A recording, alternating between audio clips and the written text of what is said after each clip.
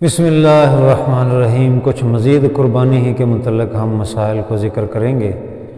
ان میں سے ایک یہ ہے کہ اگر ذبح کے وقت بسم اللہ اکبر کہنا بھول گیا ہے تو اب کیا کرے؟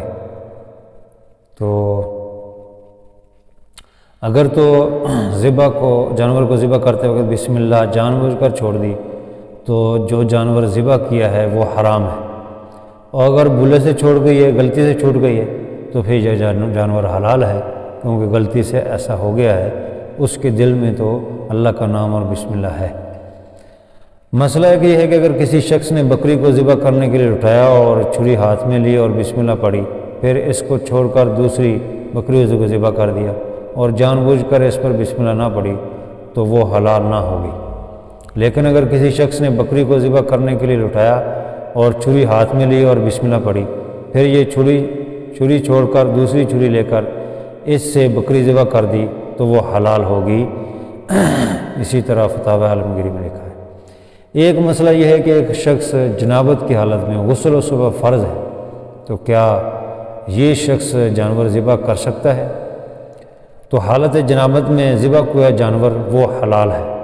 ذبح کے لیے حد سے اکبر یا حد سے اصغر سے پاک ہونا شرط نہیں ہے، لیکن ایسا کرنا خواہ جنابت کی حالت میں رہنا یہ گناہ ہے، اس لیے کیونکہ یہ اللہ کی عبادت ہے قربانی بھی، تو وہ ایسا خواہ نہ کرے، بامر مجبوری ایسا کیا ہے تو اس کی گنجائش ہے۔ اسی طرح نشہ کرنے والا شخص ہے، ذبح کرنے والا نماز روزے کا وہ پابند نہیں ہے، نشہ بھی کرتا ہے، پاک بھی نہیں رہتا، قصاب روزانہ اس سے ذبح کراتے ہیں، تو اس کا حکم یہ ہے کہ ذبح کے جائز قرار دینے کے لیے ذبح کرنے والے کا مسلمان ہونا کافی ہے، بشرطِ ذبح کے وقت قصداً بسم اللہ نہ چھوڑے۔ باقی جو گناہگار ہے، فاسق ہے، گناہ کرتا ہے، نشہ کرتا ہے، اس کا عمل الگ ہے۔ کفایت المفتی میں صفحہ نمبر 260 جلد 8 میں یہی لکھا ہے۔ اسی طرح مسئلہ ایک یہ ہے کہ ٹھنڈا ہونے سے پہلے ذبح کیے جانور کا سارا علیحدہ کرنا مکروہ ہے، مگر ذبیحہ یعنی ذبح کیا ہوا جانور اور اس کا گوشت حلال ہوگا۔ قربانی کے جانور کے پیٹ سے زندہ بچہ نکل آئے تو اس کا کیا حکم ہے؟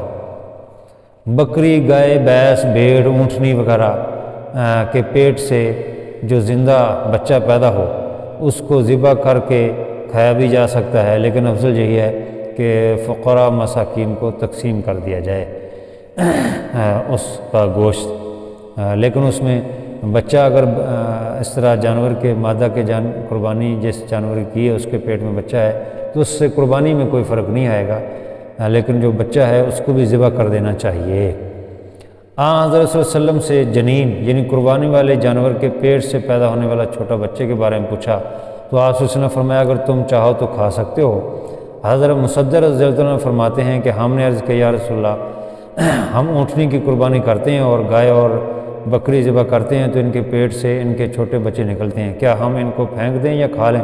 تو آپ صلی اللہ علیہ وسلم نے فرمایا تم چاہو تو کھا لو، اس لیے کہ ان کا حلال ہونا اس کی ماں کے حلال ہونے کی وجہ سے ہے۔ یہ سنن ابی داؤد شریف کی یعنی صفحہ نمبر 391 میں یہ میزان مکتوبہ سے جو چھپی ہے اس کا یہ صفحہ نمبر ہے، اس پہ یہ حدیث موجود ہے۔ تو بہرحال ایک مسئلہ یہ ہے کہ قربانی کے جانور کو رات کے وقت ذبح کرنا، جو قربانی کے 3 دن ہے اس میں، تو اس کے بارے میں مکروہ لکھا ہے۔ چنانچہ امام نووی رحمہ اللہ فرماتے ہیں کہ ایام قربانی کی راتوں میں قربانی کے جائز ہونے میں فقہاء کرام نے اختلاف فرمایا۔ چنانچہ امام شافعی رحمہ اللہ فرمایا کہ ان ایام کی راتوں کو ذبح کرنا جائز تو ہے لیکن مکروہ ہے۔ امام ابو حنیفہ رحمہ اللہ، امام احمد رحمہ اللہ، امام اسحاق، ابو سعیر، جمہور اکابر امت فقہاء نے بھی یہی فرمایا۔ امام مالک اور ان کے عام اصحاب بھی سے بھی یہی مشہور ہے، فرماتے ہیں کہ رات کو قربانی جائز نہیں بلکہ محض بکری کا گوشت کھانا ہی ہوگا، اس لیے ایسا کوشش کرنی چاہیے کہ دن کو ہی کرے۔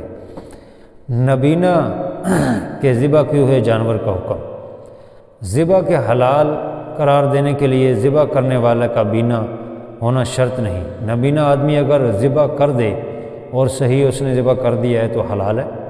اگرچہ یہ بہتر یہ ہے کہ آنکھوں والے سے ذبح کرایا جائے تاکہ وہ ذبح کے کمال اور نقصان کو دیکھ کر معلوم کر سکے، تاہم نبینے کا ذبح ہوا جانور بھی حرام نہیں ہوتا، وہ بھی جائز ہے۔ اللہ تعالیٰ عمل کی توفیق عطا فرمائے۔